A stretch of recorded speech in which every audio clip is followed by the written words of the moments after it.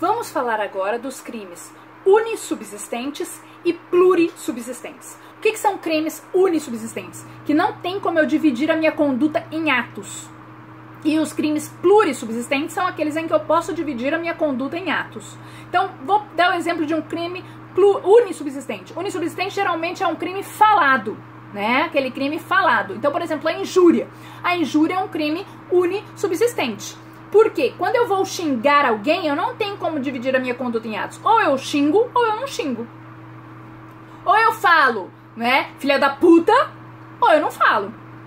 Né? Eu não tenho como falar, filha da... Se alguém tampar minha boca, filha da... Eu posso falar, filha da aquela mulher, filha da Carla, filha de alguém. Então não tem como. Ou eu xingo, ou eu não xingo.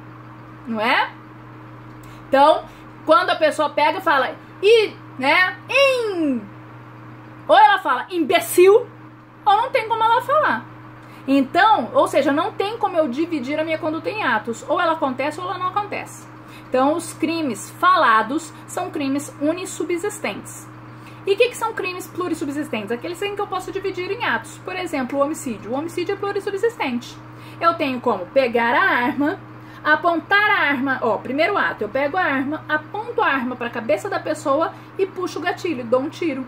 Puxo de novo o gatilho, dou o segundo tiro. Puxo de novo o gatilho, dou o terceiro tiro. Ou seja, eu tenho como dividir a minha conduta em atos. Então, como exemplo aqui do crime unissubsistente, como eu disse, são os crimes falados. Eu coloquei a injúria, né? Injuriar alguém ofendendo-lhe a dignidade ou decoro, falando um xingamento. E crimes plurissubsistentes são a maioria dos crimes no Código Penal. Eu coloquei o homicídio, né? A pessoa dá um tiro, dá 2 tiros, 3 tiros, até matar a vítima. Agora vamos falar dos crimes unissubjetivos e plurissubjetivos. Crimes unissubjetivos são aqueles crimes que podem ser cometidos por uma pessoa ou por várias pessoas. E os crimes plurissubjetivos obrigatoriamente têm que ser cometidos por várias pessoas, porque senão ele não existe. Então vamos lá, crimes unissubjetivos, a maioria dos crimes no Código Penal. Então, o homicídio é um crime unissubjetivo. A pessoa pode matar sozinha, eu posso ir lá e dar um tiro na cabeça de alguém, ou posso chamar alguém junto comigo e falar, vamos lá matar! Né? E alguém pode ir comigo, e aí eu posso cometer esse crime em concurso de pessoas. Crime de furto, a pessoa pode ir lá e furtar sozinho, como ele pode chamar um amigo e os dois invadem a residência para furtar, né? Então, crimes unissubjetivos são aqueles que podem ser cometidos por uma única pessoa, como podem ser cometidos por 2 ou mais pessoas. E o crime plurissubjetivo, repetindo, são aqueles que obrigatoriamente o artigo determina que tem que ser cometido por várias pessoas, né? O exemplo de um crime plurissubjetivo é o crime de rixa, né? Que é a briga desordenada. Então, todo mundo brigando, batendo, aquele tumulto em boate, sabe? Aquele que todo mundo bate, apanha. Ou seja, não existe rixa com uma pessoa. Não existe rixa com 2 pessoas. Tem que ter no mínimo 3. Então, eu falo que ele é plurissubjetivo, ou seja, de concurso necessário.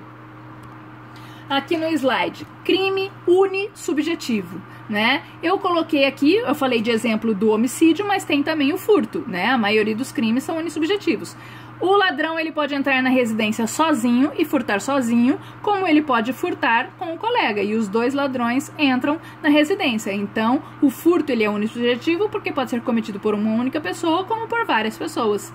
Agora, crime plurissubjetivo, obrigatoriamente tem que ter várias pessoas. Então, eu coloquei aqui o exemplo de associação criminosa, que é o artigo 288. Associarem-se 3 ou mais pessoas para o fim específico de cometer crimes. Ou seja, o artigo já diz, tem que ter no mínimo 3 pessoas, né? Não existe associação criminosa com 2 pessoas ou com uma só. Então, obrigatoriamente tem que ter 3 pessoas. Por isso que eu falo que o crime é plurissubjetivo, porque não existe o crime de associação criminosa com menos, né, de 3 pessoas. Agora vamos falar de crime de dupla subjetividade passiva. O que significa isso? É aquele crime que tem mais de uma vítima. Então, o próprio artigo ele já determina que a conduta gera mais de uma vítima. Nós temos aí o exemplo do aborto provocado por terceiro sem o consentimento da gestante. Então, uma pessoa, né, que é levada a uma clínica de aborto à força, ela não quer abortar, ela não quer perder o seu filho, mas fazem o aborto nela sem o consentimento, nós temos aí duas vítimas, que é o feto, que vai ser morto, e a gestante, que vai perder o seu bebê. Então, a gente fala que é um crime de dupla subjetividade passiva. Agora vamos falar do crime de atentado ou de empreendimento. São aqueles crimes que mesmo a pessoa conseguindo ou não conseguindo o seu intento, ela vai ter a mesma pena. Olha que interessante, né? Tentando, conseguindo ou não conseguindo, né? O crime sendo consumado ou tentado, a pena é a mesma. Então vamos ver aqui o slide. Crime de dupla subjetividade passiva. Como eu disse, são duas vítimas. O artigo 125 do Código Penal fala provocar aborto sem o consentimento da gestante. Então, se realizar o aborto sem o consentimento da gestante, nós temos aí duas vítimas, que é o feto que vai morrer e a mulher que vai ficar sem o seu bebê. Delito de atentado ou empreendimento, né? Como eu falei, é aquele que, conseguindo ou não conseguindo, a pessoa vai responder pelo crime do mesmo jeito. Então, nós temos aqui a evasão do preso, que é o artigo 352. Evadir-se ou tentar evadir-se o preso ou o indivíduo submetido à medida de segurança detentiva usando de violência contra a pessoa. Então, olha só, o artigo ele já deixa bem claro, evadir-se ou tentar evadir-se. Então, se ele fugir, ou mesmo ele não conseguindo fugir porque ele vai ser capturado, ele vai ter a mesma pena, ele vai responder pelo crime, conseguindo ou não conseguindo. Agora vamos falar do crime progressivo e crime com progressão criminosa. Crime progressivo é aquele que a pessoa utiliza um delito menor e depois vai para um delito maior. Mas a intenção sempre foi o delito maior. Então a pessoa já vai com essa intenção de praticar o delito maior, mas usa o menor antes de praticar o delito maior. E o crime com progressão criminosa, a pessoa ela vai com a intenção de praticar um crime, muda de ideia no meio do caminho e pratica um crime mais grave.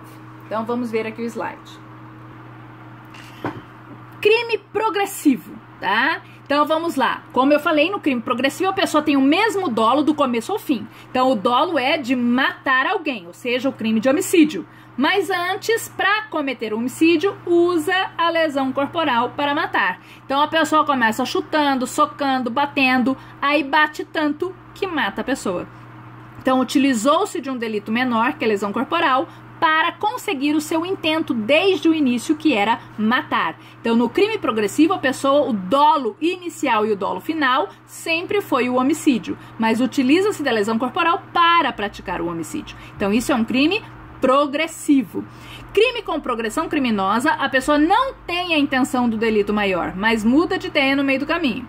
Então vamos lá, a pessoa só quer empurrar a outra. Só quer empurrar, beliscar, provocar. Aí no meio do caminho fica tão brava, que acaba jogando a outra do precipício e matando. Então isso é um crime com progressão criminosa. A intenção quando empurrou a vítima era só empurrar, era só lesionar. A pessoa, quando veio aqui para bater na vítima, ela só queria bater, mas no meio da briga mudou de ideia e resolveu matar. Então a gente fala que é crime com progressão criminosa. Então, repetindo, qual que é a diferença? O crime progressivo, a pessoa tem a intenção de matar desde o começo, mas utiliza-se da lesão corporal para matar. E o crime com progressão criminosa, a pessoa não quer matar no começo. Ela muda de ideia no meio do crime. E aí termina por matar. Agora vamos falar do crime vago. O que é um crime vago? Aquele que não tem uma vítima determinada. A vítima é a sociedade, a coletividade, né? Por exemplo, o ato obsceno. Quando alguém urina na rua, não existe uma vítima determinada, a Mariazinha, a Joaninha, não. É toda a sociedade, né, que quer manter o seu pudor, então toda a sociedade que é acatada. Por exemplo, o tráfico ilícito de entorpecentes. Não existe uma vítima determinada. Ah, atacou o Joãozinho. Não, é toda a sociedade que é a vítima. Então a gente fala que é crime vago, quando atinge a sociedade e não uma pessoa determinada. Agora, o que é um crime falho? O nome já diz, a pessoa falhou. A pessoa queria cometer um crime e não conseguiu o seu resultado, não conseguiu o seu intento, ou seja, falhou. Crime falho é isso, quando a pessoa não consegue realizar o seu intento, o seu objetivo. E o que é um crime putativo? Crime putativo é um delito imaginário, que só está na cabeça da pessoa. A pessoa acha que cometeu um crime, mas não cometeu crime nenhum.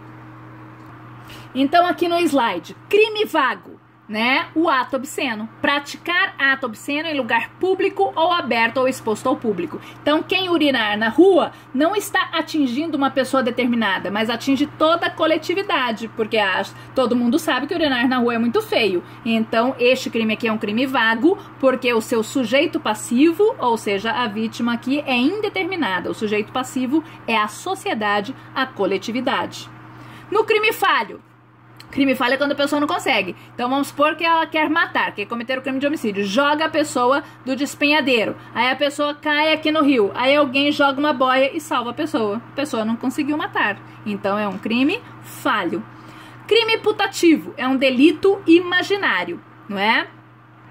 Aí eu coloquei aqui, subtrair para si ou para outra em coisa alheia móvel. A pessoa, ela pega o código na sala. Nossa, vou pegar o código ali do fulano porque eu não tenho esse código ainda atualizado. Aí quando chega em casa, vê que é o seu próprio código, né? Não furtou nada de ninguém. É só um delito imaginário, né? Aqui o desenho tá trocado, mas aqui é um talco. Então, por exemplo, a pessoa quer cometer o tráfico ilícito de entorpecentes. Aí ela pega, vai lá e compra o pozinho lá no Paraguai. Aí quando chega aqui para vender, descobre que foi enganado, que comprou talco em vez de cocaína, né? Então a pessoa não fez o tráfico ilícito de entorpecentes, porque não comprou cocaína, comprou talco. Então é um delito putativo, é um delito imaginário.